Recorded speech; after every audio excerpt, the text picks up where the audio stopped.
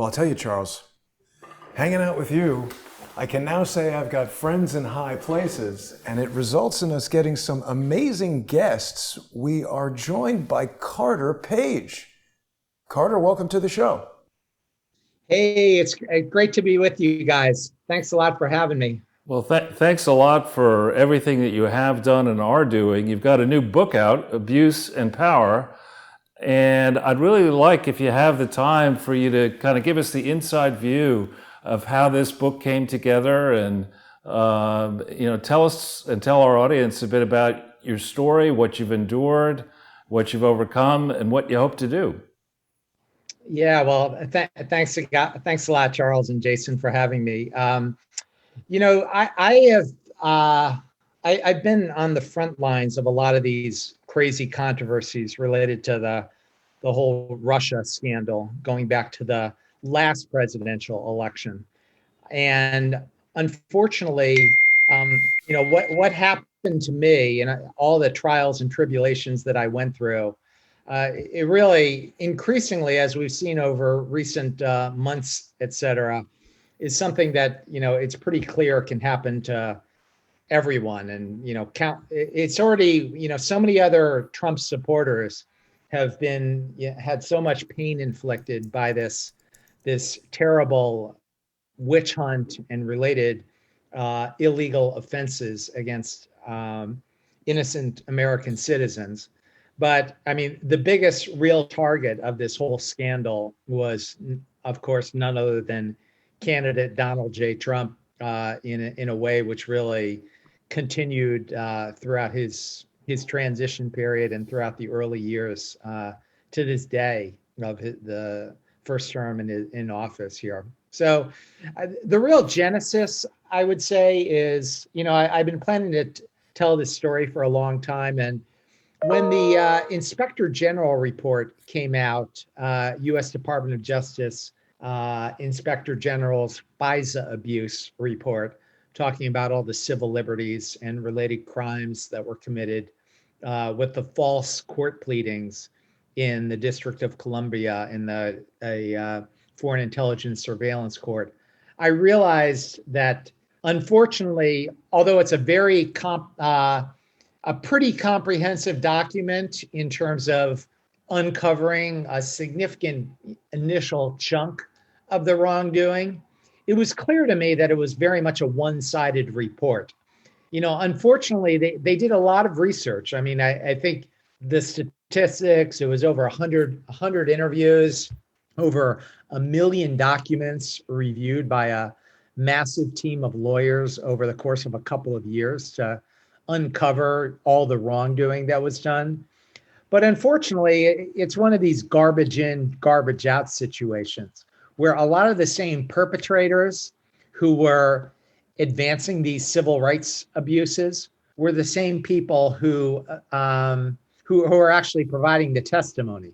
Mm-hmm. So if you've got these people who are known to have, quote unquote, a lack of candor, or who are known to make false statements in judicial forums, then it kind of creates a big problem. So unfortunately, I was kind of ground zero for a lot of these offenses, again, just based on the fact that I was a Trump campaign supporter and I happen to know something about Russia. Unfortunately, it was clear that I had to set the record straight, and so I decided kind of late last year after that report came out that I really needed to write this book and look at the various aspects of this horrendous scandal, which was a huge election interference in our last presidential election. And just from a timing perspective, I mean, we're less than 70 days to go to the next election now, and it was very clear with so many of these questions unanswered. I wanted to write this book to get the word out and make sure that this time around, after so many fake news stories helped to advance this election interference by the Democrats in 2016, I wanted to do everything in my power to make sure these types of offenses and voter misunderstanding and disinformation were not setting the public dialogue again this time in 2020. Well, thank you so much for that. I mean, we think about today and overnight, you have the Kenosha violence, you have the Portland riots, you have concern across the political spectrum about police officers maybe acting outside their duties, possibly illegally. Your case is slightly different, and I think every bit as important, if not more important. I mean, here you are, somebody who got into the Naval Academy. My understanding is that's not so easy to do, and then graduated with honors, distinguished himself at many different graduate programs and in business, was in the service or helping this country, and you come to find out that during a pivotal election period, it's not, one or two rogue agents in one or more agencies. It seems at the very highest levels, to me anyway, of the FBI, the CIA, other security services, made a decision that, the law be damned. The result mattered. Hillary needed to win. Trump could not win. Trump couldn't stay in power once he did win. And let's just destroy this person. And if it can happen to you, it can happen to anybody in this country. So thank you so much for telling the story. I'm curious how far back you think this conspiracy against Trump and against you went. How much earlier than July 31st, 2016 might the antecedents for Crossfire Hurricane have started? Well, you're raising some great points. Let me start with your one point about other allegations, if you will, of law enforcement misconduct. And I think it's important to highlight something which is quite distinct about this case. And there's actually a lot of this detail in chapter 4 of my book. So I actually, on September 25th, 2016, about 7 weeks before the 2016 election, I sent a letter to then FBI Director James Comey, just explaining how these false rumors that were being spread by the Democrats and pumped out through their media allies were just completely false. And I said to him, if I can help in any way, or if you have any other questions, because this is so blatantly clear how ridiculous this entire story is, please do not hesitate to contact me. Now, unfortunately, as now has been uncovered with this big Inspector General report we were just talking about, I had to wait for over 5 months. It wasn't until President Trump was already in office. I waited throughout the entire, another month and a half until the election, and then throughout the transition period, and then a couple months after that. And finally, in March of 2017, the FBI shows up and comes to hunt me down unannounced beforehand. And I finally had a chance to have a conversation with him. So I think what's key in terms of the differences, I was always wanting to help, in this case, the FBI. I was always a big supporter of law enforcement. And I had worked, and again, this is another aspect which is covered in various parts of my book, but I was a big supporter of the FBI as well as the CIA going back many, many years. So I was just willing and waiting and hoping that I could help. And unfortunately, and this is another example of just how multidimensional and how terrible this story was. Unfortunately, they just, continued this cover up and continued this whole hoax as a way of, I believe, causing damage to President Trump. And unfortunately, the big challenge, and another reason why it was important to write this book, is so much is hidden in government secrecy. If you look, and I know Senate Judiciary Chairman Lindsey Graham, Chairman Johnson, Chairman Grassley, so many top members of Congress have been trying to uncover all this wrongdoing. And unfortunately, the FBI and other government agencies have not been very forthcoming and have not been very supportive in terms of these essential investigations. So, I think this book lays out an important groundwork, and I hope it helps to partially set the record straight. I think there was one other aspect to your question. I may have lost. I might not have covered everything. Was that helpful, or was there another? It's very helpful. Let me ask the question slightly differently and give you some context. I specialize in exposing complex frauds. That's something I started doing in 2007, having retired in 2002 from being a banker. And in 2015, I came across the Clinton Foundation, and I quickly figured out it was a massive fraud. And the question for me was, could I trust the FBI? Because they actually missed, in quotes, this fraud from 2001 to 2005 when they investigated the Clinton Foundation. And the person who led that investigation was James Comey, as a U.S. attorney in the Southern District, alongside Robert Mueller. They both were briefed. There's 1,000 pages you can see for yourself online. So when I decided to get into this and wrote the piece I wrote for Breitbart March 16th, 2015, I got to people at Fox and elsewhere, and I asked them, people who knew Comey, do you trust James Comey? And I did not get an unequivocal, absolutely. It was like, I hadn't thought of that before. And then when you dig into the file on the Clinton Foundation, you find, with regard to the email investigation, that a high-level State Department informant, this is again on the FBI vault, sent a letter to James Comey in January of 2016 and said, hey, I have evidence that is at such a high level of clearance, we need to go into a SCIF for me to explain it, that Hillary Clinton and others, including Barack Obama, are breaking the law. And I'm going to send you this evidence, I want you to acknowledge it, and I want to meet. And Comey didn't respond.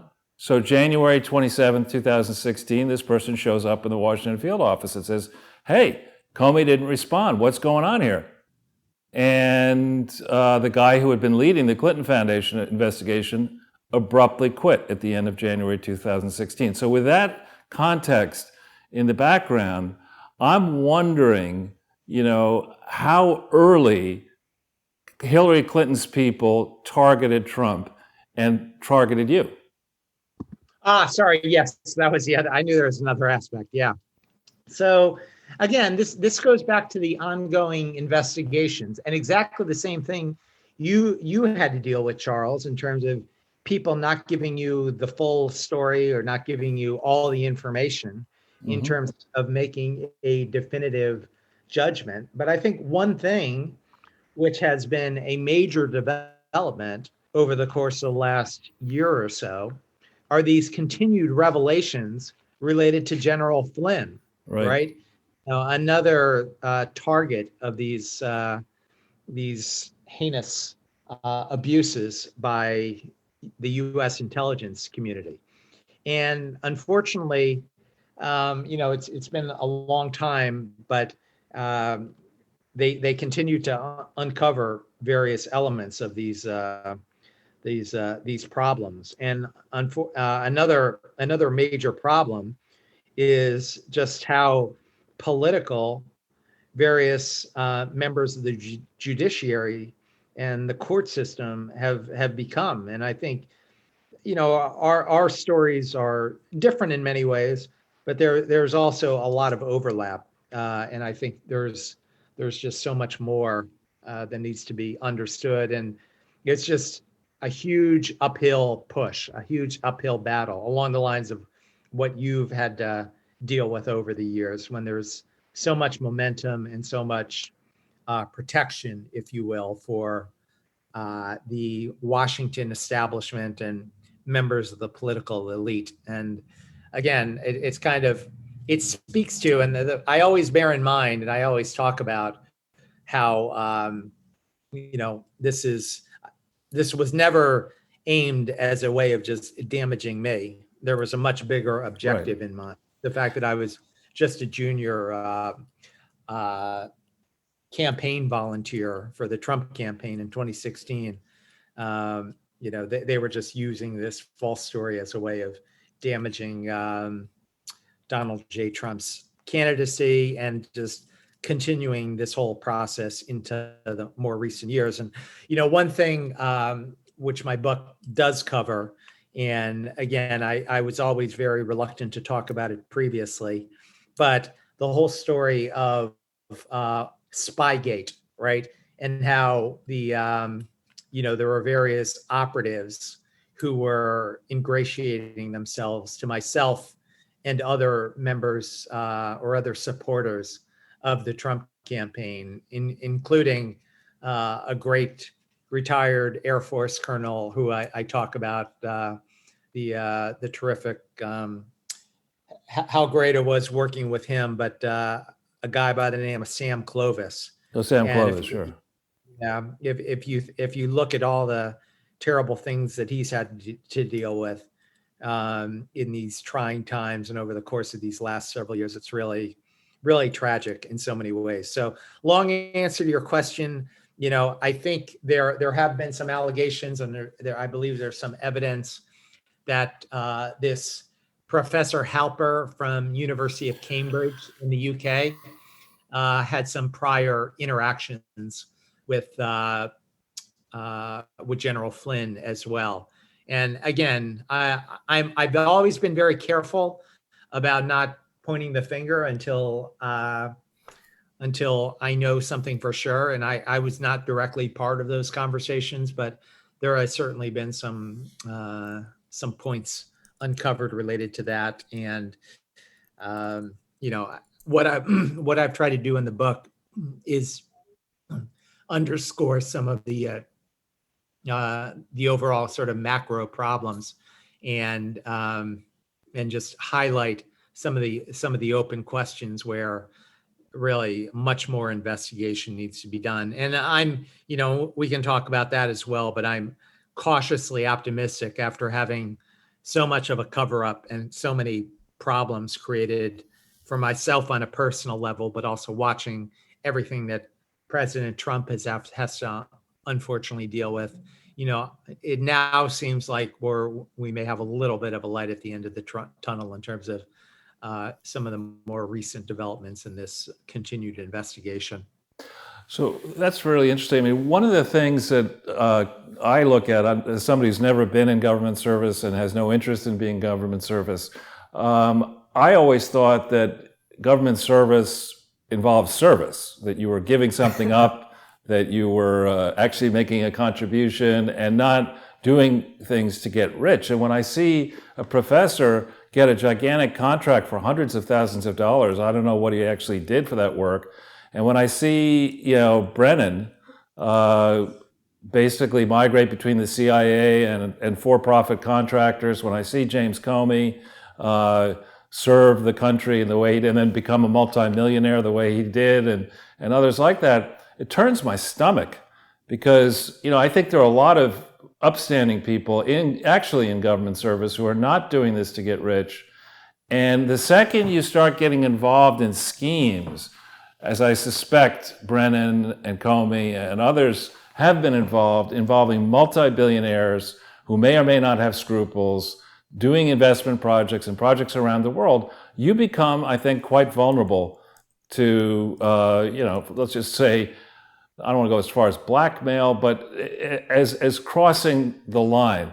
And so I look at the period, really 1988 to the present, and especially 2000, early 2001 to the present, as a period where I naively expected American values to be spread around the world, and we'd have a global system that respected law and order and fair administration of justice. And instead we see, I think, bipartisan corruption spreading around the world, not simply involving Democrats, also involving, sadly, Republicans and independents, which is a long-winded way of saying, I think this plot goes way back further than 2015-16, and I think a lot of the guilty parties today are in terror that an independent, rich person like Donald Trump is actually going to drain this swamp. And so when I see Cambridge, I see Halper, and I see Sir Richard Dearlove, who's somebody we've talked about on this show previously, I think the roots of this scandal go very, very deep. Yeah, look, and let me just add on another dimension to that along the lines of what you're saying.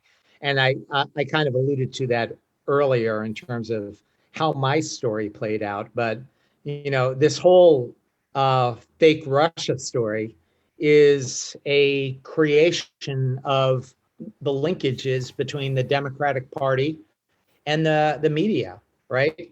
I was totally an unknown private figure until September 2016, when the DNC funded consultants, Fusion GPS and Christopher Steele, finally succeeded in identifying a news organization which would put out these false stories, right? And along the lines of what you're talking about, of these people making transitions from supposedly public service and top positions in government. The other big transition is some of these, and there's been a lot of articles about this, how former U.S. intelligence officials kept joining MSNBC, CNN, other kind of left-leaning news organizations like that, which again, just bearing in mind, particularly in an election context, and particularly right now, just the it raises all kinds of questions as to the appropriateness, or in this case, lack of appropriateness. Because again, back in the day, it used to be that these individuals who may have served their country in some way, do something respectable after they leave. But I think this more recent precedent over the course of the last several years, where they just go out and become media pundits as a way of just demolishing President Trump, is really unfortunate in many ways. It would be more concerning if 6 or more people actually watched MSNBC and CNN these days. I mean, it's become, for months, I think years, it's been unwatchable and embarrassing, frankly. Most of those channels. One of the things I wanted to ask you a little bit about, I don't know if it's in your book or not, is the strange state or evolution of affairs between the Obama administration and Russia. In the beginning, Hillary Clinton and Barack Obama were all in for the reset, even though they couldn't spell it properly in Russian. And it seemed like we were racing down a path at Skolkovo, this Silicon Valley idea in Russia where American companies might cooperate. It seemed like we were all hunky-dory. And then, for reasons that I can't fully explain, perhaps you can, the Obama administration flipped. And suddenly Russia was the enemy. We needed to support the people of Ukraine. Can you give us some perspective on that, the evolution of that, based on your experience?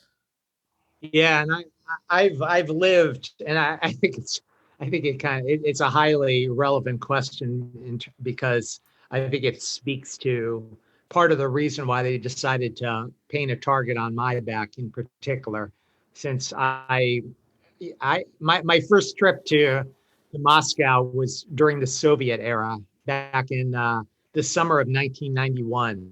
Oh, wow. In the final months of the Soviet period. And I was actually at the U.S. Naval Academy. I was a Russian minor. And so I studied Russian language, and I've spent a lot of time there over the decades. And so I think from a big picture perspective, one of the fundamental problems is President Trump, and along the lines of what you're saying more broadly in terms of his approach and his willingness to shake things up and do something a little differently. That may have been most fundamental among the various things that he had on his was debating and proposing during his first presidential campaign, is a real transformation in terms of U.S.-Russia relations. And unfortunately, and along the lines of what you're referring to, there are a lot of vested interests which have, which that cuts against in a very negative way. And so I think, I attribute a lot of the core problem to just a serious rivalry and a jealousy, if you will. And, again, I've spent countless, incalculable amount of time in Moscow and in Russia over the course of my career. And, and I've watched it evolve since the Soviet era. And this was the first time, the trips I made to Moscow in 2016, this was the first time that, for a lot of reasons, and this is a very broad consensus, there was great optimism about the things that a Trump administration might be able to do in terms of, at least returning to normalcy after all the terrible missteps during the Obama years and the time previously. So, I mean, this is a big problem, unfortunately, and I think it's a major reason why they came after him so hard. If you roll back the tape to the 1980s, and if you take big picture perspective on what were then President Reagan's biggest, his administration's biggest accomplishments, there were a few things. There was, economic achievements. There were foreign policy achievements. But I think one of the biggest ones, I would suggest, is the end of the Soviet Union, right? And the steps he took, which helped to precipitate those changes. But Carter, according to the New York Times, that was all because of the great wisdom of Democrat policy going way back before 1980. I'm kidding, of course. Yeah, exactly. Well, all I know for sure, and I didn't land there in Sheremetyevo Airport until 1991, so it's difficult for me to say, and I always try not to say when I don't have firsthand perspectives. But from my firsthand perspective and being on the ground there, meeting a lot of scholars and people on the street and just talking to individuals there was definitely a great optimism that a new era is possible. And unfortunately, this entire scandal, this is one of the biggest tragedies. Besides for whatever these unscrupulous people have been able to do to myself, General Flynn, so many other Trump supporters, including the president himself, besides for just the personal aspect, this could have been, among the great accomplishments in terms of really redefining U.S. foreign policy to that key area of the world. And, not to overstate it, because I know President Trump has done so much nonetheless. If you look at, some of the transformational changes he's done in the Middle East and other regions, I think it's been very, very important and quantum leaps forward. Nonetheless, it really is a major shame that he really got robbed, I think. And again, it's based more on firsthand perspective, years of studying this region. That's sort of a fundamental aspect of what I did my PhD research on and what I taught for many years at the university level and lectured on around the world. But it's a real shame. And I think similar to some of the things that our country is grappling with now, we'll have to see what happens over the course of the next couple of months as we come into the November election, because, obviously, and this extends far beyond Russia, extends far beyond foreign policy, but our country could go two very different ways depending on what happens on November 3rd. So we'll have to wait and see. Now, Carter, I know you've got limited time with us, but while we're talking about Ronald Reagan and his administration, I wonder if I can ask you about this article from The Intercept that speaks about Stephen Halper's role with the CIA spying on Jimmy Carter's campaign. It seems like there are a lot of people coming back into the news lately who may have had things to do with Iran-Contra. What else can you tell us about Stephen Halper that perhaps you know now that you might not have known when he was first introduced to you? Well, again, and I, having been in foreign policy circles for decades, one of my, I actually, of all places, I was a research fellow at the Council on Foreign Relations back back in the 1990s. And Wow. actually, the guy, if you go to, let me see on Stefan Halper's Wikipedia page, but at least the last time I looked a couple of years ago, let's see, yeah, so a 1983 article which talks about this is written by a former New York Times reporter named Leslie Gelb. Mhm. And the title of the New York Times article from 1983 is Reagan Aides Describe Operation to Gather Inside Data on Carter. So and Les was the president of the Council on Foreign Relations during the year that I was there, and he was a good guy and helpful on some of my own research back in the day. So it's pretty interesting. Carter, you're an extremely friendly guy, very likable, but I have to say, working for the Council on Foreign Relations in the CIA, it causes a lot of the comments to say things that I won't repeat, but people are wondering how they can trust that you're not an operative for the CIA.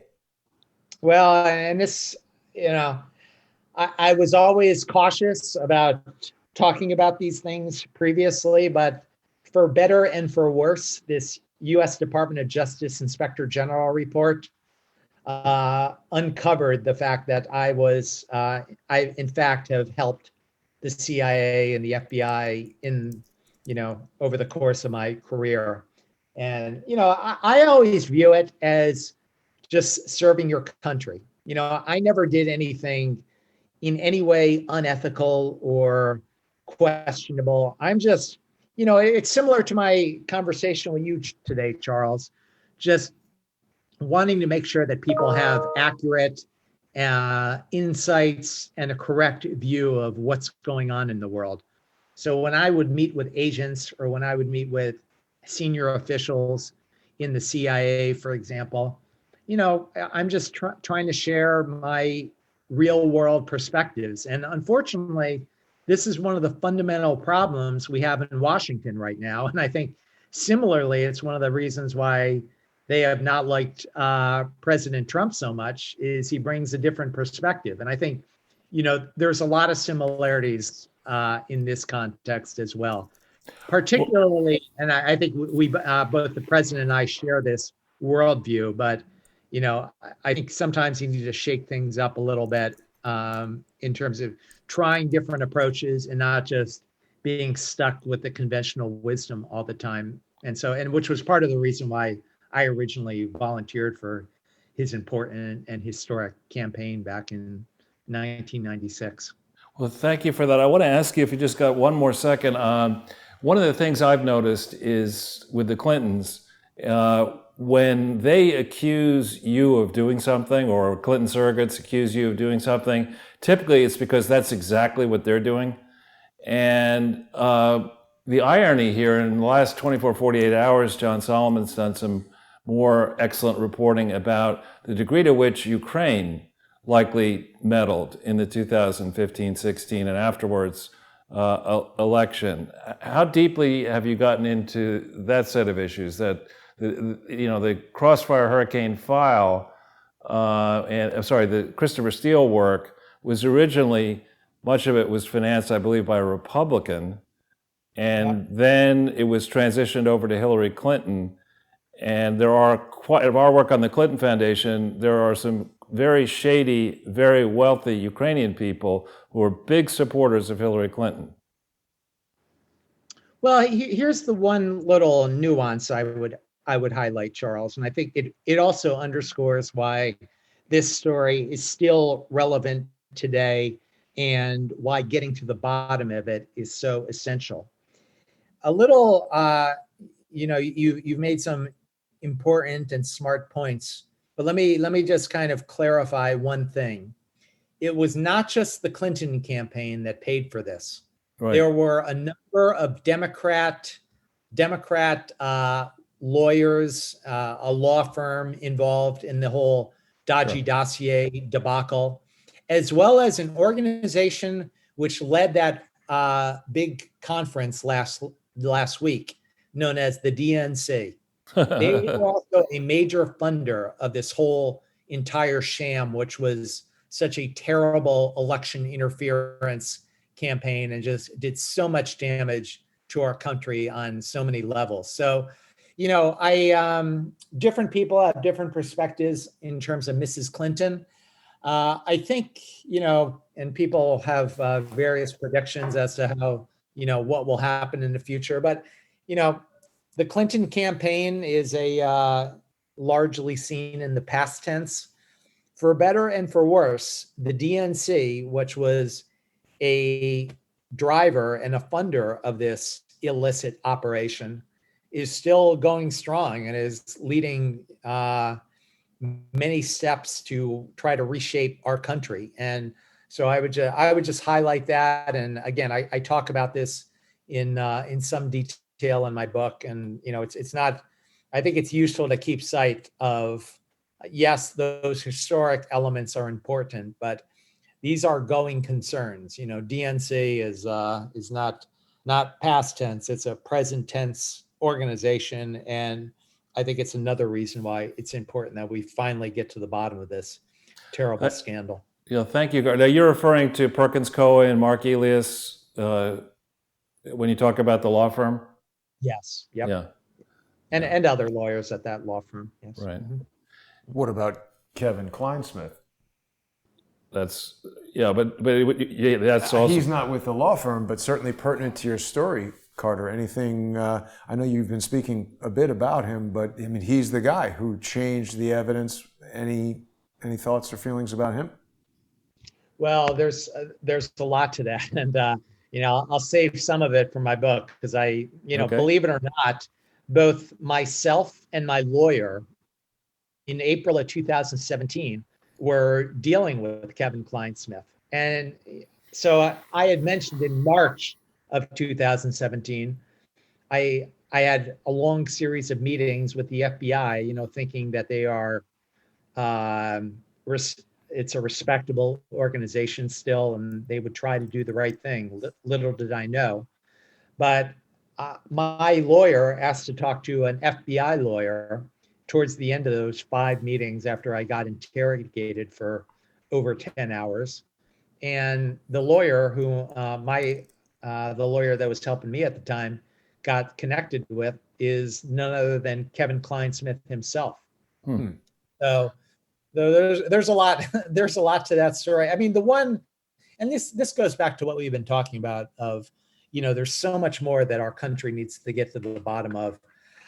The one reason, and part of the reason I was excited that after I had been waiting for the FBI to get back to me for so long after my September 2016 letter to James Comey, is I was getting a lot of death threats during that period. That's not so good. I informed Mr. Kleinsmith of that, and my lawyer did as well.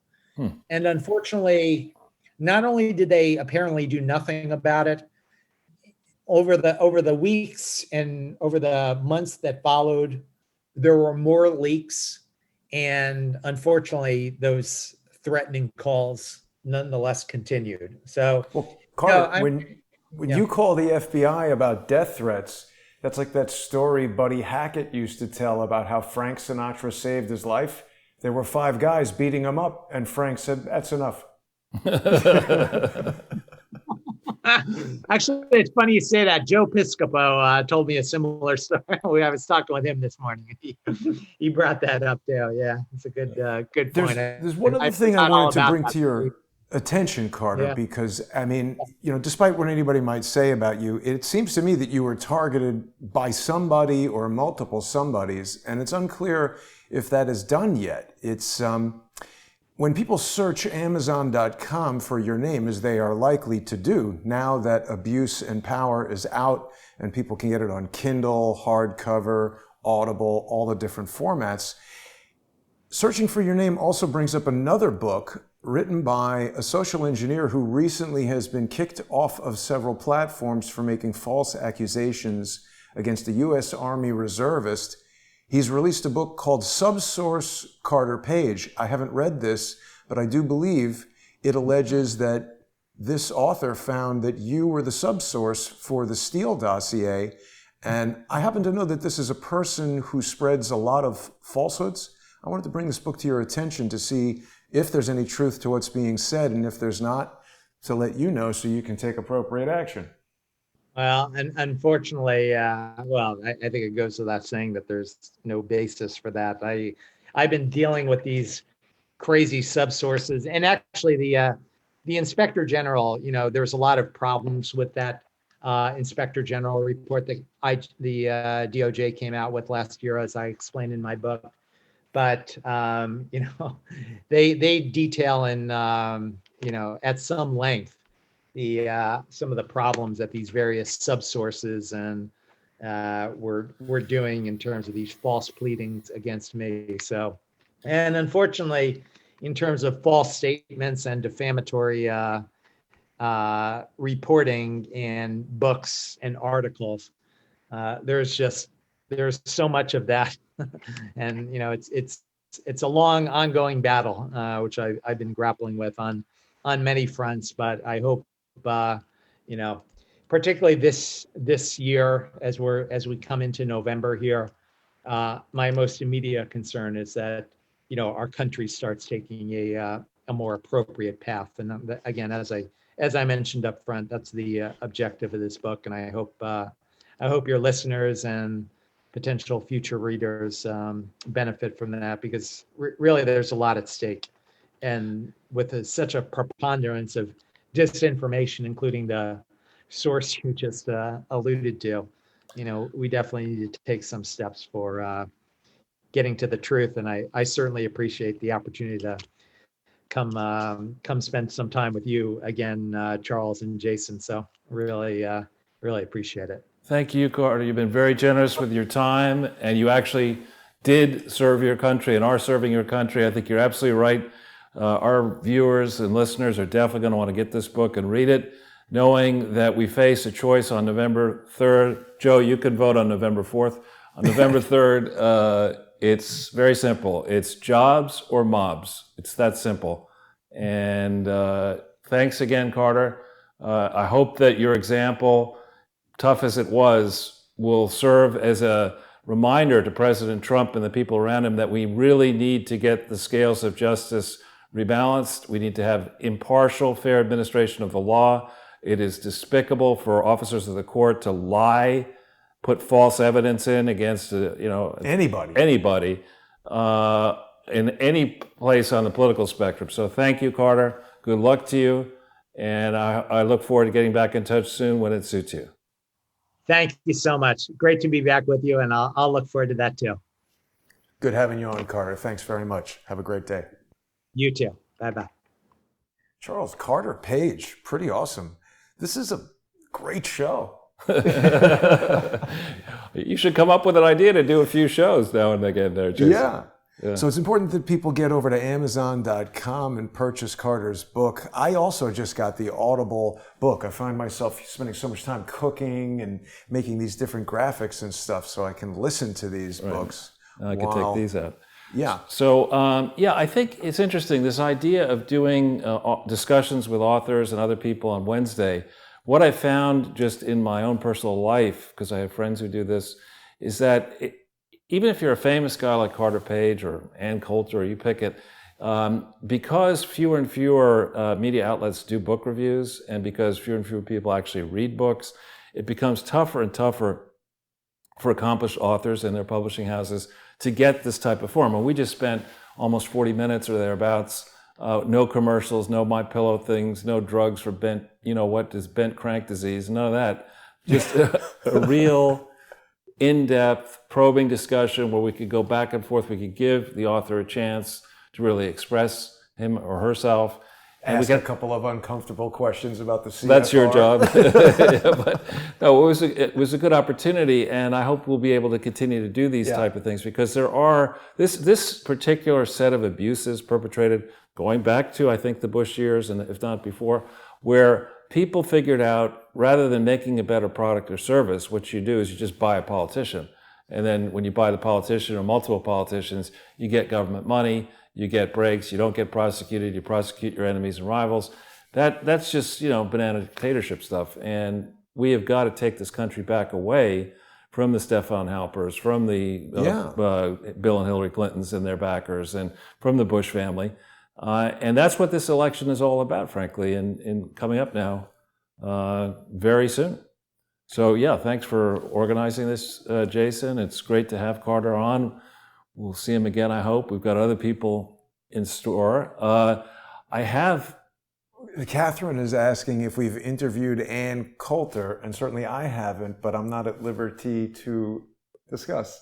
I know Ann Coulter. I know. Not that way, but I do know. Anyway, one of the things I wanted to do, I've had a revelation here that I wanted to share with the audience that we can do now that we've done so many of these things, and you're so adept at the computer. We might want to put up the chief, excuse this description of this public servant, the chief ass clown of New York State. Who is that? What's this guy's name? I'm getting old, I can't remember. I think you mean Cuomo. That's who I do mean, yeah. Now, we rushed through it a little bit on Sunday when we didn't have access to a computer, so it wouldn't be that easy to go through this. But cracking down on Brooklyn weddings. Says you don't want Hasidic Jewish people getting married when you could be destroying the city and renting out your friends' hotels. Right, exactly, through your homeless shelter charity. But if we go into Andrew Cuomo's life Wikipedia page, of course he got his start in New York politics because it's not the family business. I mean, his father wasn't previously the governor of the state. He's not from a dynastic political family like the Bushes, the Clintons, etc. If you go through this, you look down here. I got to this by looking up Smiling Jackass. You look further down, he's the 64th Attorney General of New York from January 1st, 2007 to December 31st, 2010. Preceded by Elliot Spitzer, who had a black sock problem, and succeeded by Eric Schneiderman. A credit card problem. And Eric Schneiderman, who had a fool problem. But in this crucial period, January 1st, 2007 to December 31st, 2010, in the same way that Letitia James, as Attorney General, is unfairly targeting, I didn't know about that. Is unfairly, let me just finish it, unfairly targeting the NRA, Bannon, the Trump Foundation, etc. Cuomo was in a position where he could have regulated the Clinton Foundation. He could have done it. And I know he's, so smart and such a genius lawyer, and he would have Is been he a able. lawyer? He's a lawyer. I think he's a liar. Wow. I think he may also be a lawyer. Actually, if you look further down, education. I think it says personal life, maybe early life and education. Here you go. JD from Albany Law School, which actually is a good law school, but of course it didn't hurt that his father was the governor. Right. But anyway. Let's take a look here at, if we go into the New York State Attorney General Charity Bureau search thing, NYSAG, and if we punch into the EIN 311580204, okay. And we'll get the other four. And you have to go further down the page and hit search. Yeah. Then we hit that link here, Bill, Hillary, Chelsea Clinton. And we look further down the site. And the laws and the regulations in New York State are actually quite tough as written. But of course, if you have a crook as the Attorney General, a political hack, as we do now. You don't have to follow them. Yeah, these laws are for other people. Do you see here, let's see, Bylaws, Organizational Rules. You hit that thing. They were received June 27th, 2017. So this is for the Bill, Hillary, and at the top of the page here, and Chelsea Clinton Foundation doing business as Clinton Foundation. Hang on, though. Look at this, Charles. Yeah. How do you get crooked letters with a... It's Crooked Hillary. But that's weird. That's like typewriter stuff, not computer printout Well, I think stuff. you're going to see in a second why, because I'm going to show you this. The principal office of Bill Hillary and Chelsea Clinton Foundation, DBA Clinton Foundation, and hereinafter referred to as, notice it says the corporation, uppercase C, blah, blah, blah. So it's the Bill Hillary and Chelsea Clinton Foundation. The first time you see this, June 27th, 2017. Let me show you the real bylaws for the Clinton Foundation, okay? If we go back into Google and we punch in Clinton Foundation Annual, and not report, but it's okay, just, yeah. And then we hit tax exempt materials in this section. This? Yep. Go in there, and then further down the page, further down. Tax exempt materials, Clinton Foundation 1023. All right, this gives you the tax exempt, the application for federal tax exemption, which may or may not be the complete application, and probably isn't. But if you go down maybe 10 pages or so, we will get to the Articles of Incorporation, and we will get to the bylaws. Now keep going slowly now, a little bit more slowly. Here's the Certificate of Incorporation. Here's the Articles of Incorporation of the William J. Clinton Presidential Foundation. You note they're dated October 23rd, 1997. Okay? And it says here, the name of the corporation is the William J. Clinton Presidential Foundation. It also says in here, which is the name of the corporation, which is hereinafter referred to as the, in quotes, uppercase corporation. This is not a minor thing. This is what's called a defined term. When you have a defined term, you can assume, when we talk about duration, you're talking about the William J. Clinton Presidential Foundation. Here's a defined term. You don't want to amend this and fail to have the defined term in, which is what they did later. You don't want to do that. But let's keep going down the page. This is incorporated on October 23rd, 1997, and in the bylaws, I think it's a little bit further down. It said there's a bylaws section.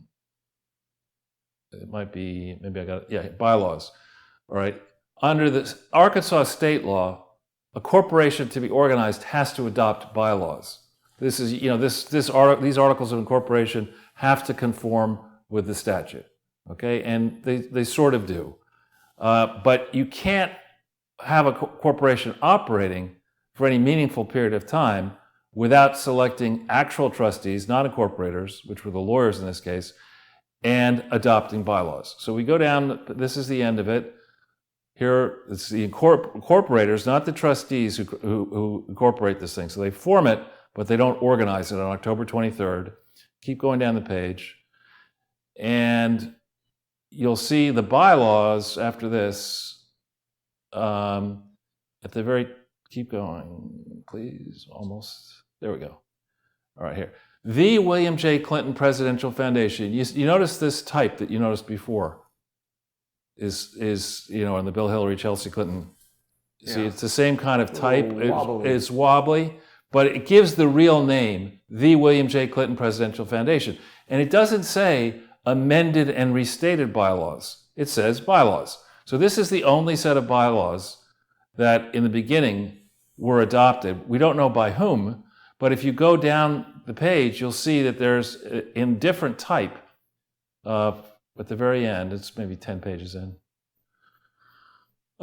you'll see that they were adopted, or in theory, on the 23rd of December, 1997, meaning that the thing operated, you passed it, yeah.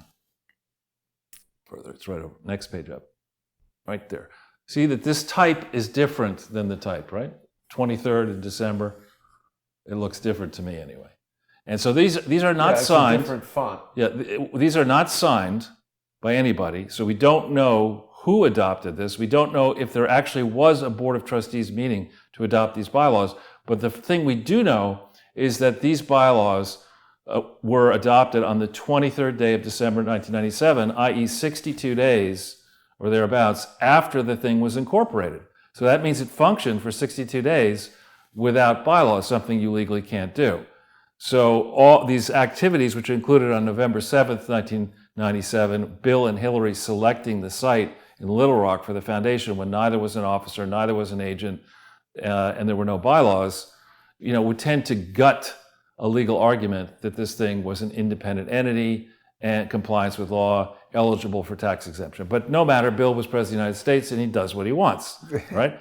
So, okay, there's one example of bylaws. We see the one from 1997 is for the William J. Clinton Presidential Foundation. Now let's go back into the main Clinton site there.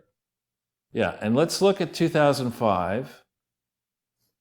Further down here, 2005.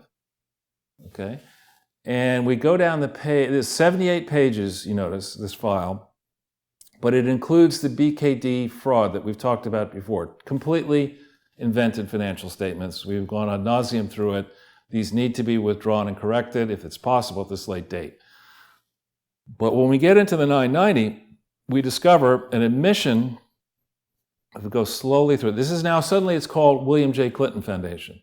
Now, you can't go from the William J. Clinton Presidential Foundation to another name without actually amending your articles of incorporation. And if you do that, changing the name, you should amend your bylaws. So, and it's not a typo because they're doing it all over the place. Right. And you'll see there's a section here where it says, it asks in the 990, did you do anything to change your organizational form? And they say, yeah, we amended our bylaws. But they don't provide, well, if we go slowly through it, I'll show it to you. You can keep going. It's in the statement section, with a type with different, not the form section. You'll get to it. A little bit, you keep going. This is general explanation. Well, actually, back up here. You see, this is an interesting one. A little bit further. It says, the following stocks were contributed, right? And it lists $10 million worth of stock. Whoa, look at them though. Kellogg. Yeah, okay, but what's going to be really, remember this, and this says contributed, not contributed, which must be, This is Ross Perot, isn't it? EDS? Yeah. Well, look at this. What the hell is he doing giving money to the No. Well, you'll see who actually, they've purposefully obscured who gave the contributions, and it's going to be somebody who's very much in the news. Contributed. Is contributed. It's different than a contribution. It's a contribution or whatever. So keep going down, if you would, Jason, please. You'll see, they say, it's almost maybe the next page or the page after. A little bit further. Oh, keep going. Bank loans. Oh, slowly, that one. The William J. Clinton Presidential Foundation amended and restated the bylaws effective April 25th, 2005. Okay? The William J. Clinton Presidential Foundation. Okay? Now, this version of the 990 purposefully omits, in my view, the actual bylaws, the amended version, which should have been attached. How do we find them? We go into ProPublica Nonprofit Explorer. Okay.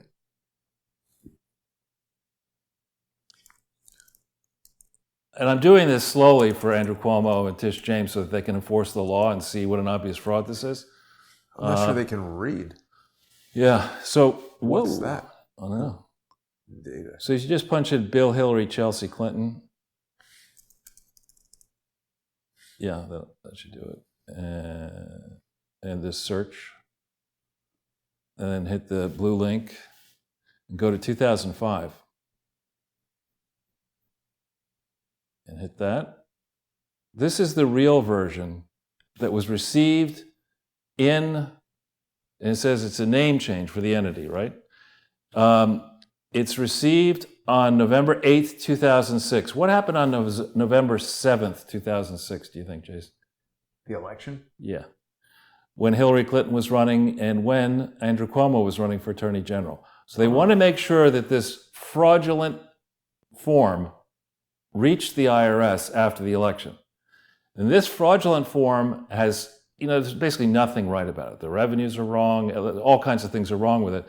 But let's go to that page where it lists the securities. Which page? The one that said these are contributed. It's probably On this one? Oh, no, it's in the same one you're saying. Right, that error. It's going to be a different page number because this one doesn't have the... Oh, and this is harder to search because of the way they have it sucked into You'll see it'll come up in a few minutes, a few seconds. Contributed will stick out like a sore thumb. It's right there. Right? Yeah, okay. What does it say there? The following stocks were contributed by who? Bing, the guy who jumped out the window. Just recently, yeah. What the hell is $10 million about? bucks is a lot to contribute. I hope he had it stacked up in $1 bills at the bottom of stocks. the building. Well, they get the papers printed out because he jumped out of that building and needs something to... Right. But it's interesting, isn't it, that this is the one that you can see, but the Clinton Foundation felt it was important to hide that Stephen Bing was the contributor. Even back then, before he killed himself. And Stephen Bing was employing Bill Clinton through his, if you look on the Clinton Foundation, we don't need to go to it, but if you look in the Clinton Foundation Clinton personal tax returns, you'll see that Shangri-La, which I think is the Stephen Bing operation, was paying... Shangri-La, the hotels? It's a real estate development company. I don't know that it's the same one as in the Far East, but I think he had something called Shangri-La, and it was paying Bill Clinton. And they didn't, if you're a significant contributor to a foundation, and you're also employing Bill Clinton, who was not an officer or director at that time, but nonetheless says that he controlled the Clinton Foundation, you got to tease those relationships out and explain them fully in 990s and in state forms. But of course, they didn't do that. What does his shirt say? Bob Dylan? Yeah. And Bill Clinton's like, look, do you want a suicide or a car accident? you can't do that. Right. It's happening. Right. So if we go back into the filing for a sec.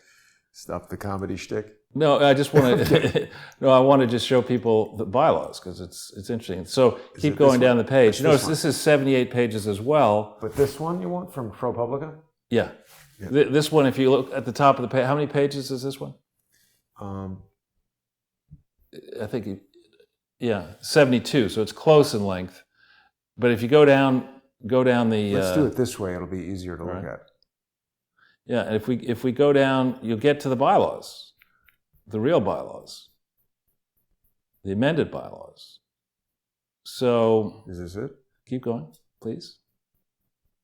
It'll come up like suddenly, change type, and then it'll.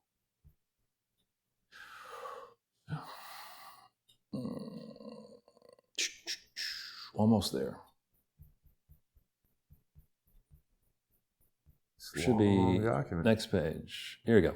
The William J. Clinton Presidential Foundation, amended and restated bylaws. Okay. So someone did doctor the type at the top of it. Well, this was changed April 25th. If you go to the end of this, there are other things like 10 pages in. This was amended on April 25th, 2005, and signed by the dumbest chief financial officer still working for a not-for-profit, whose name is there you go, Andrew Kessel. And you see these above his signature. These amended and restated bylaws are adopted. That looks to me like this 25th day of April. It looks like they've changed a 5 to a 6, or made it so that you can't tell if it's a 5. It's either a 5 or a 6. But nonetheless, this is for an entity supposedly called the William J. Clinton Presidential Foundation, right? Now, bylaws have to have the same name as articles of incorporation. Articles of incorporation are the public face, or explain to the public how a corporation is organized, and they are filed publicly. Bylaws are not necessarily available to the public. These bylaws recount how the officers and trustees or directors of an entity intend to run the entity.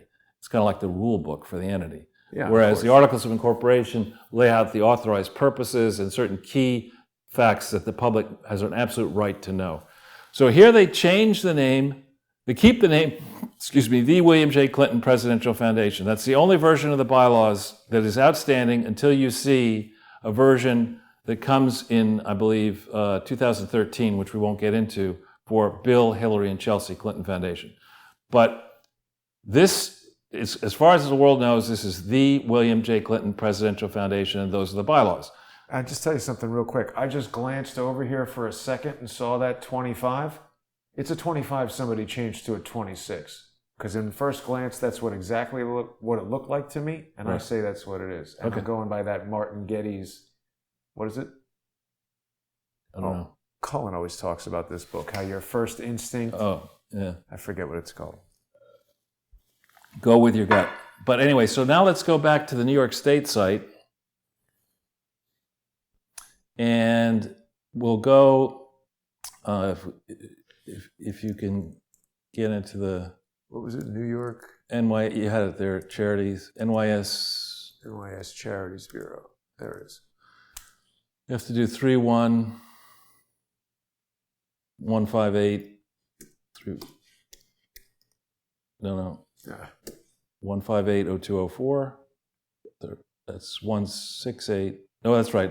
Then search. See that? We're getting very accustomed to fives turning into sixes.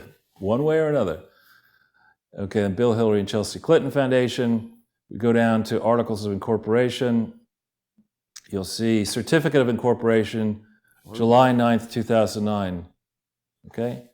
Now this shows, and again, this is the dumbest chief financial officer operating a serious or supposedly serious charity in America. He gets a certificate issued the 13th day of June 2005.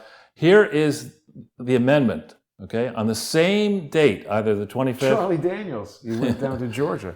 The William J. Clinton Presidential Foundation has changed in Article 1. They say, instead of saying the name of the corporation, hereinafter uppercase corporation, they say the name of the organization shall be the William J. Clinton Foundation on precisely the same day as they amend the bylaws of an entity called the William J. Clinton Presidential Foundation. And this Nimrod, Kessel, waits until, or his lawyers wait until the 28th of April, 2005, 3 days later, to file a document saying he's changed the name of the entity to the William J. Clinton Foundation, destroying the integrity of the entity because the Articles of Incorporation no longer define the uppercase C corporation, so it just destroys the entity. The articles are destroyed, and in addition, there are no bylaws for an entity called the William J. Clinton It Foundation. sounds like stuff they would do on purpose.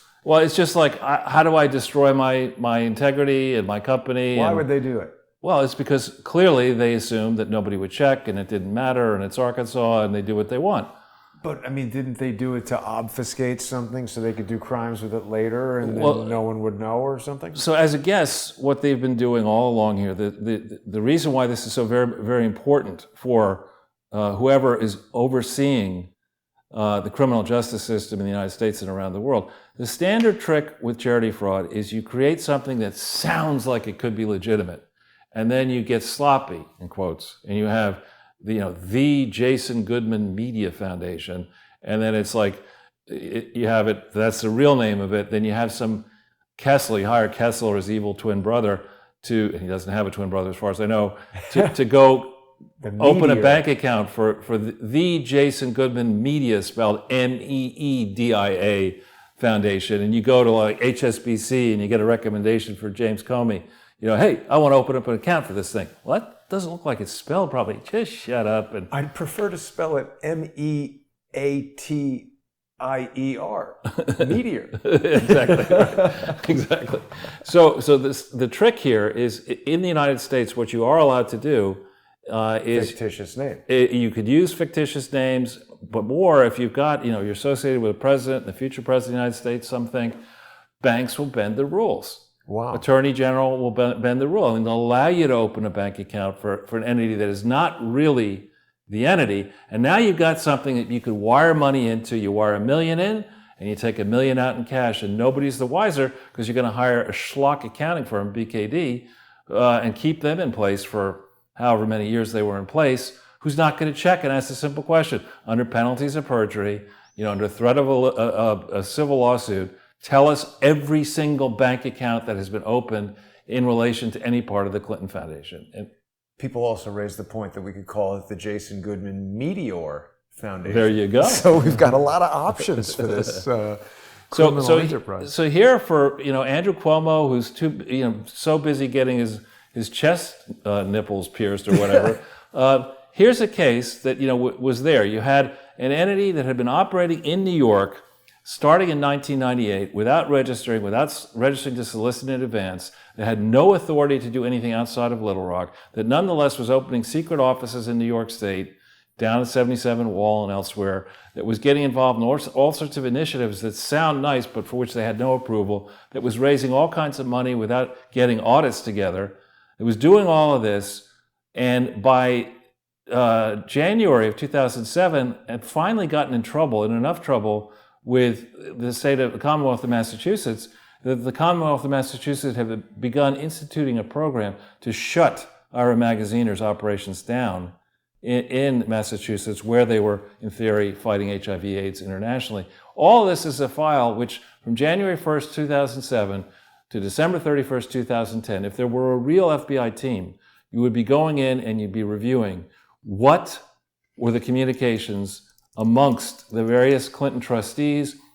What was this work that Kamiki Gibson did in 2008? How extensively did you look at all this stuff? How much of this stuff was known to lawyers and officers of the court and accountants? Why did they perpetuate this fraud? Why did they expand the fraud? Why did Barack Obama contribute to this fraud out of his Nobel Peace Prize winnings in 2010? There are a lot of excellent questions we've raised over the course of 250 plus videos. And it's time, frankly, we've let the various investigations run their course. We've let the politicians say, oh yeah, we're going to drain the swamp. The freaking swamp needs to be drained, and we need to see signs of it draining. We need to see various and sundry people spiraling down the dirty toilet bowl that they deserve to spiral down, including Comey and Mueller and Brennan and the Clintons and the trustees and the accountants and the lawyers. This is an example which, not left uncured, and God forbid, left in a place where basement bewildered Biden ends up running the country. Venezuela will look like and Zimbabwe will look like garden spots compared to what this country will look like if we don't do something soon about the swamp. We are running out of time. The 60-day rule, which is really not a formal rule, it's just an understanding. No sniffing 60 days before the election. Right. The 60-day rule, actually, from my interpretation, first was adopted in 2004, just as the Clinton Foundation, the investigations and quotes by the FBI, IRS, and Justice Department, that just as they reached a place where they really wanted to go for it, 60 days before the 2004 election, for some inexplicable reason, back in 2004, they backed off a real investigation of the Clinton Foundation, even though there were no audits, the paperwork was disastrous, they've been operating internationally when they shouldn't have been, and all sorts of problems. They decided not to go for it. So based on that precedent, we're told in 2020, we got to follow this precedent. Now that you've got all this information together, definitely don't indict or prosecute anybody, because that would maybe stop the corruption. What's with this rule? How do you make a rule like, oh no, you can't prosecute criminals? It sounds good to the unwashed. What? It's like, are you a criminal by chance? Yeah. And also, since when do we have rules rather than laws? If that's a good rule, why don't they vote on it and make it a law? Right, exactly. So that was just a sort of a seat of the pants exercise here, just to remind the folks in New York State and around the world, it is an open and shut case to make against the Clintons and the Clinton Foundation. Going back into the records, the Presidential Records Act, and the rules and regulations that govern archives, I question. There is no legal organization, I think, intact called the Clinton Foundation or any variant thereof. I would go so far as to question whether we even know all the records that were created during the Clinton presidency, and maybe the prior presidencies included, but certainly from January 20th, 1993, January 20th, 2001, I am willing to bet that substantial numbers of incriminating presidential records, as these are defined by the Presidential Records Act of 1978, substantial numbers of these have been destroyed.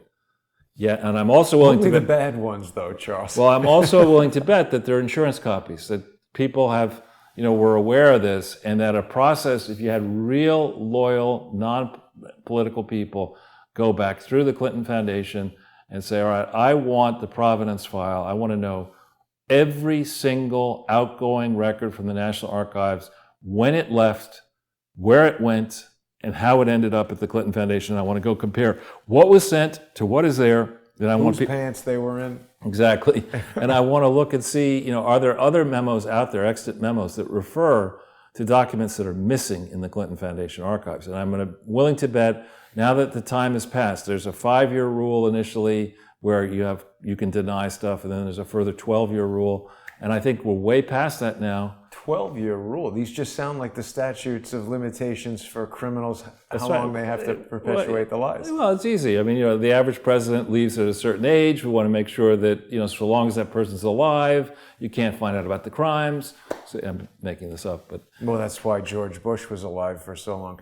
Charles, maybe we could invite James Patterson onto the show next week to talk about his new book, The President's Records Are Missing.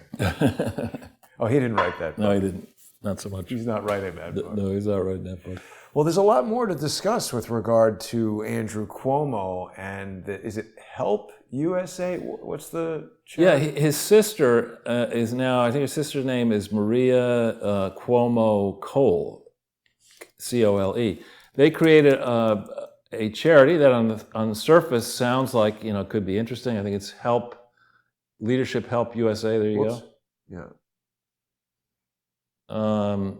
And the idea behind it is, let's look at the board of directors. Who is Anthony Williams? Anthony Williams? Yeah.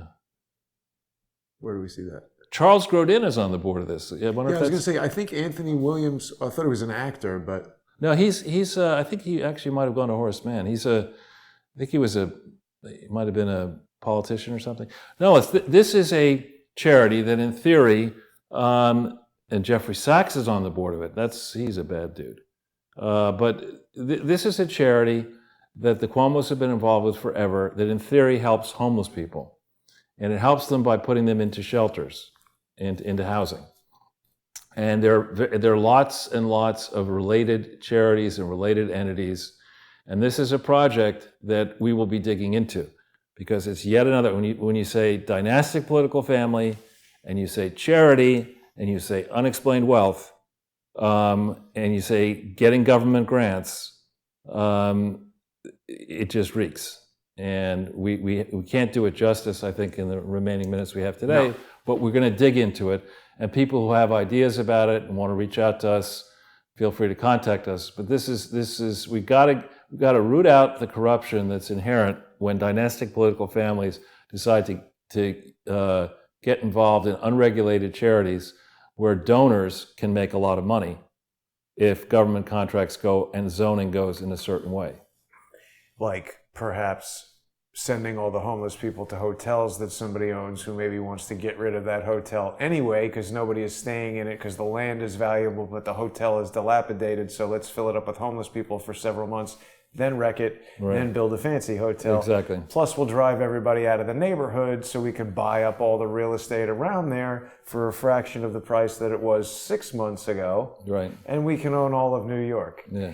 These dynastic families, Charles, I think it's more of an insidious problem than people realize because it permeates politics.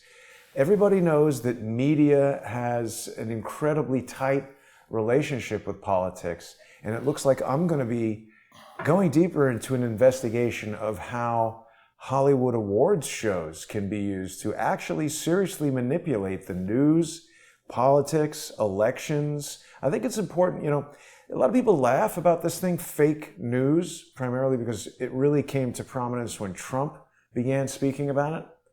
But fake news becomes fake history. Yeah, exactly. I mean, you have, I think, when we think about media going back, let's say to 2000. In 20 years, what was left of the New York Times reputation has been eviscerated by their, bold mismanagement and fraudulent reporting, and by the fact that technology has changed and made it possible for you to do this type of work that you do, and others to emulate it.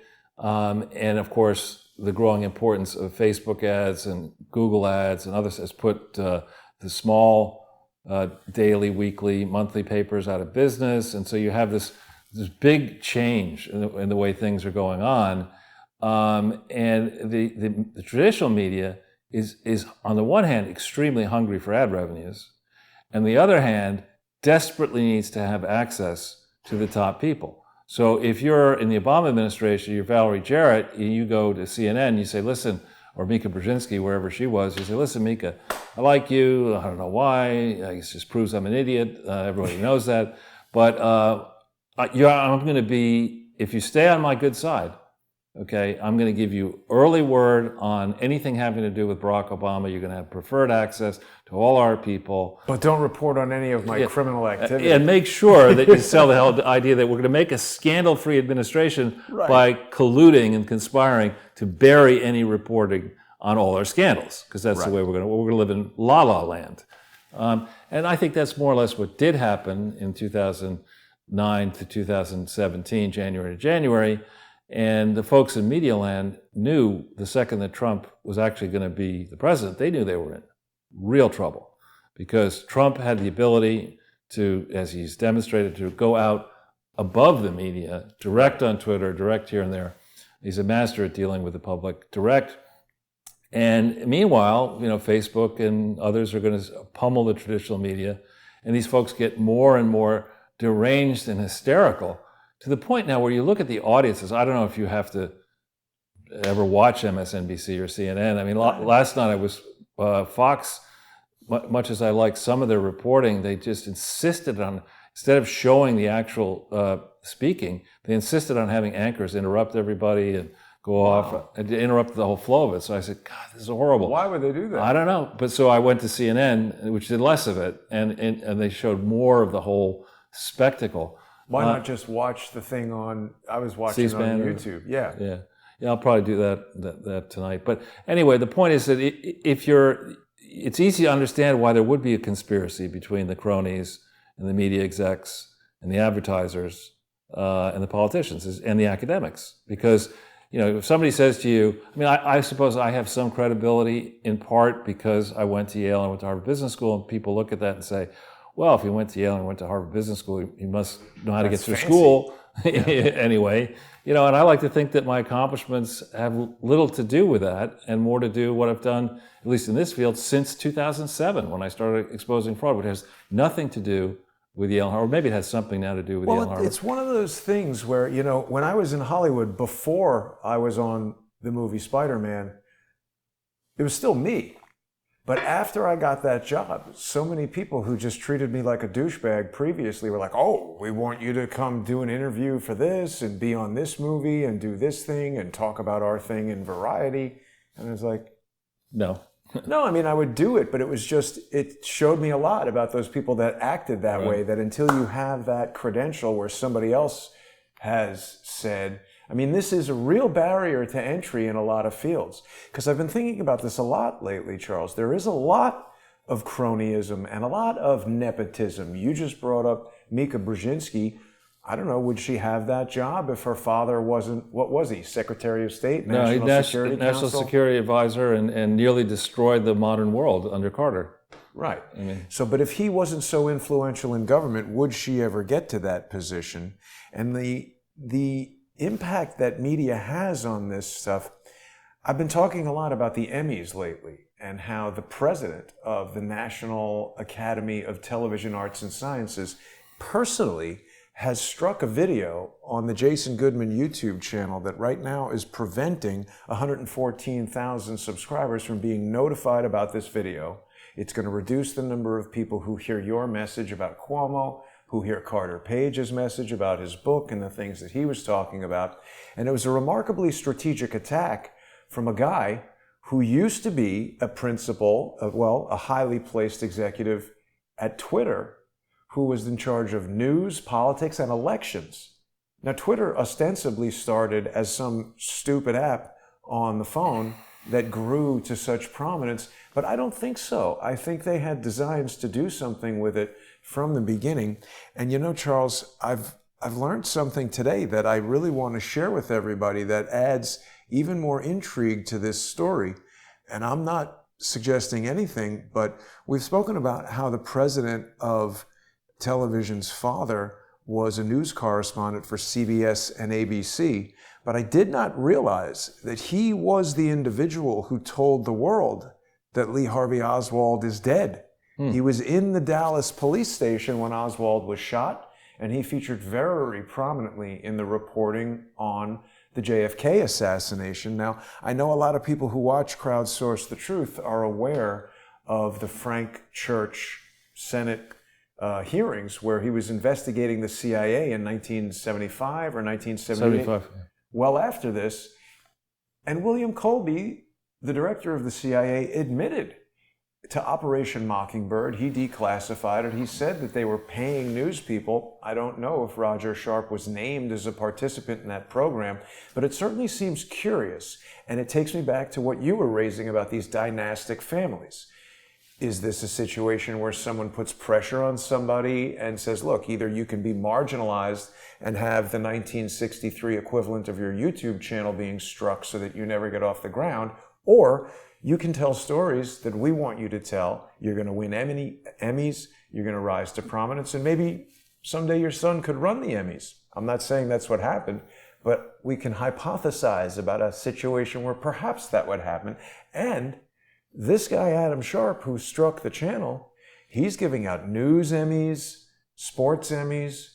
So I can imagine a world where a Jason Goodman is working at NBC News reporting on how the Dallas police tested Lee Harvey Oswald's hands and there was no gunshot residue on his face, no indication that he fired a rifle that day. If Lee Harvey Oswald had ever had a trial and evidence was fairly presented, he would have surely been exonerated. But reporting like this made sure that he's gone down in history as the murderer of JFK.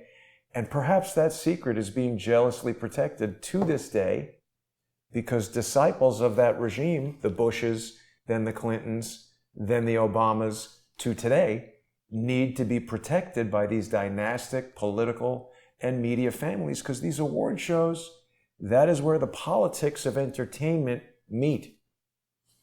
And I'm just saying, there's something to look at here. Yeah, it's interesting stuff.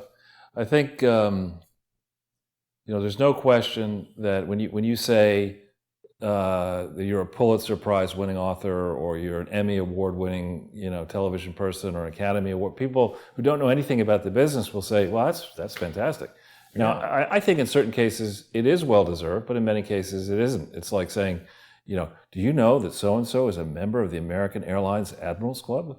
Oh, that means you flew 1,000 miles or something. Well, I mean, of course it can be well-deserved, but the problem is it's not like an open voting system where the people who are watching TV vote on it. This is, I think, the most objectionable aspect of what I'm doing with Crowdsource the Truth to traditional media and even new media. YouTube, normally, it was set up so that you can make money on YouTube by having popular videos that advertisers want to put their ads on. It's essentially the same model as television. You buy a television, and then before cable or whatever, all the programs are free and the stuff gets advertised. So, as we've heard from Del Bigtree and others, if you want to do a story about some pill from Pfizer doing bad stuff, if Pfizer is your biggest attitude, your biggest advertiser, someone's going to tell you, don't do that story. And the thing that I've done by creating this direct viewer sponsorship, micro sponsorship, where for $2 or $5 a month, people are going on to subscribestar.com/crowdsourcethetruth and patreon.com/crowdsourcethetruth. I've eliminated that concentration of power in these billionaire corporations that get to decide what goes out on the news, right, and who gets rewarded for doing what type of reporting and all this kind of stuff. And it seems that the person at the top of that power structure has taken interest. So it's more important than ever for people to sponsor the show. I'm really glad, Charles, that we're able to get great guests like Carter Page. And of course, the information that you've been bringing forward for the past 3 years, I think is another little something that maybe there are certain powerful people who would rather have you marginalized, not have this outlet to send the information all over the place. So there's powerful forces working against Crowdsource the Truth. Yeah, interestingly, one thing we should probably close with. Did you see that Columbia Journalism school piece about the influence of the Gates Foundation on the media? Zero Hedge had a piece on it. Let's just look for that real quick. Yeah. Oh, interesting. Here's a piece of news. Is Andrew Cuomo responsible for thousands of nursing home deaths? The DOJ is trying to find out. That's awesome. We're going to have to check that out. Let's just see if we can find it. Is that it? Yeah. How the Gates Foundation manipulates the media. I mean, this is no surprise to our viewers, but, anyone who, whoops. Being manipulated. So if you think about it, in 2018, when the mainstream media was very interested in elements of mainstream media were very interested in the theory that I had been involved somehow with Peter Smith and Julian Assange or whatever. And next thing you know, every single, big ticket mainstream group has my phone numbers, calling me, asking me questions, this and that. And every time I said, lady, gentleman, whatever, whoever it might be, aren't you interested in understanding the potential motivation? What would drive the Obama figures to do this? My editor, you to get arrested. Yeah, my editors won't let us cut. We can't look at the Clinton Foundation. My editors won't let me go there. I don't have the bandwidth to go there, but I can ask you all kinds of absurd questions. And I think there's a limited number of editors, senior editors, who all talk to one another, all socialize with one another, and they get together and they decide, okay, what's the story going to be today? What do we focus on today? And if one of their number gets up and says, well, that's been debunked, or this is a conspiracy theorist, or Charles is too close to the Russians or the Chinese, or does this, or Jason does that, or whatever, they just spike it. And instead of actually being the fifth, the fourth estate, instead of being the group that actually holds government accountable, it becomes the wet blanket that is thrown on anybody who wants to get to the truth. And it's really, it is an epic battle. I mean, you have this guy, I mean, if as much as I loathe the Clintons and for what they've done to this country and much of the world, I have to say that comparing 2020 to 2016, believe it or not, Hillary Clinton ran a better campaign than Joe Biden. Yeah, I agree. All right, and that's before she did the face plant on September 11th. We don't know what Biden's going to do on September 11th. I doubt he's going to get up and do jumping jacks. And so we have the situation where it seems to me the Democrats believe they can steal the election. That's why they have all these people behind them. I forgot to mention the president of television, his Twitter feed, which, by the way, he's the Archduke of Twitter.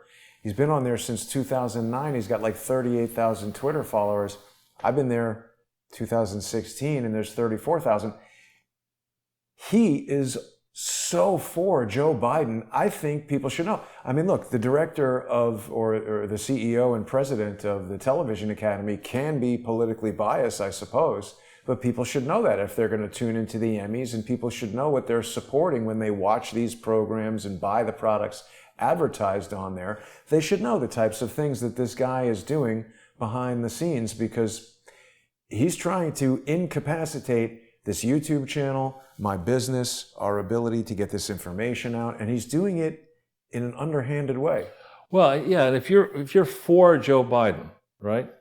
What are you for? You're for corruption. You're for incompetence. Burning down cities. Look at this guy. I mean, how could you take somebody with a 47-year history of fucking up, and who's part of a family that it seems to be, by most accounts, inherently corrupt beyond, in certain ways, beyond the Clintons even? How can you think that putting money and influence and your support behind this Yahoo in 2020 is going to make any sense whatsoever? Do you really think that the communist Chinese are quaking in their boots thinking, oh my God, Come on, man. Yeah, That's his go-to line. All right, yeah. Come on, man. You lying dog-faced pony soldier. I mean, he's going to hang out with Xi. He's going to be like, listen, fat, we're doing push-ups. Right, exactly. But Xi's like, what? Yeah. Yeah. That's how he's going to get Kim Jong-un out of the coma. That's right, exactly. Go to the hospital and do push-ups. I sent you that one thing, right? We don't know if we can get it. There's Kim Jong-un saying, how come Joe Biden doesn't have COVID? He spends all his time sniffing everybody's hair. Right. But seriously, you look at this guy, and in Trump, my reservation about Trump in 2016 was, while I admired what he had done over the course of a decades-long career in his own business, it's one thing to do that even in a tough business when it's your family business and you got family money behind you. It's one thing to do that. It's yet another thing to try to manage the unmanageable government that we have. Yeah. And so I wasn't sure that he would actually make it through the swamp once he got elected, and maybe he won't. It does feel like he's grown into it, though. Yeah. Like he's learning the flow a bit. I mean, there's still some things that But with Biden, it's like, he is the swamp. I mean, he's the definition of the swamp. How can you be supportive of that unless you like the swamp? You feed well in the swamp. You like, sloshing around in the swamp. protecting the swamp. Right. And so really, it is a very crystal clear choice that I think people have before them, not just at the presidential level, but more importantly at the House level, at the Senate level, at the local level. As I said to Carter, it's jobs or mobs. Take your pick. Yeah. Well, I look forward to having a future opportunity to learn some more about Stephen Halper's crack smoking and involvement in covering up Iran-Contra, which, by the way, was all about cocaine. So perhaps if you're one of the people involved in a big, giant cocaine smuggling thing, smoking crack is just what you do. You just got to use the product. Right. But it seems like, William Barr, there's so many more questions I could ask Carter Page. I hope we'll have an opportunity to do that. But that was a great interview. Excellent show, Charles. I think there's a lot more for us to talk about with the Cuomos, the Sharps, what's going on with the Emmys, why they're choosing to strike my channel.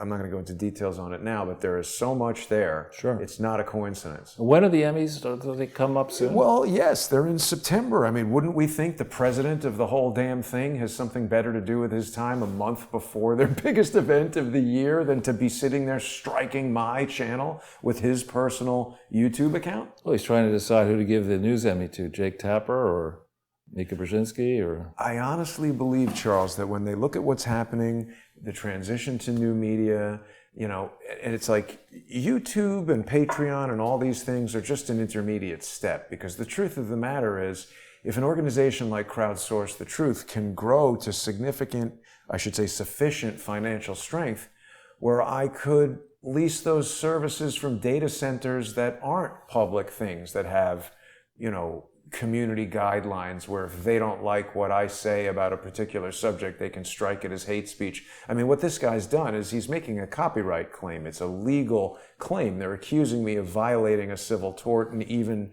certain laws. But YouTube is not a court, and YouTube does not give me the presumption of innocence, doesn't put the burden of proof on them. It just allows them to strike the video. Now, when I've tried to arbitrate through the YouTube process, he's retracted and sent his lawyers after me, who are not communicating with me as quickly as I think they should. And they're sort of playing this YouTube process against the legal process to maximize the shutdown, it would seem. Well, I hope you prevail. It's hurting everybody, including you, as far as getting the word out, the other co-hosts whose livelihood depends on people sponsoring the various shows. And I think people really need to think about that. They need to think about what's going on. They need to think about how the ideas that I'm sort of proposing as far as how the show is sponsored fundamentally change the way television or viewing, motion picture content has existed forever on TV. And that's what the Emmys are protecting. It's all about cronyism. It's all about nepotism. And it's all about protecting the powerful elite. Or trying to. Got to smash that. Yeah. Anyway, Charles, we'll, if the weather allows, we will brave the streets of New York City once again on Sunday. We got to come up with a good place to go. If people have been watching us live right now, you've been watching on Crowdsource the Truth 2. And if you're watching later, it will be on the Jason Goodman channel, but we can't live stream there. So make sure you sign up to Patreon and Subscribestar. Don't miss a show. Thanks for tuning in, everybody. I'll see you tomorrow. Shepard Ambellis is joining me tomorrow. We're going to talk about all these asteroids and some of the strange things going on in Wisconsin and the rioting that continues. So I'll see everybody then. Thanks for watching. Thank you.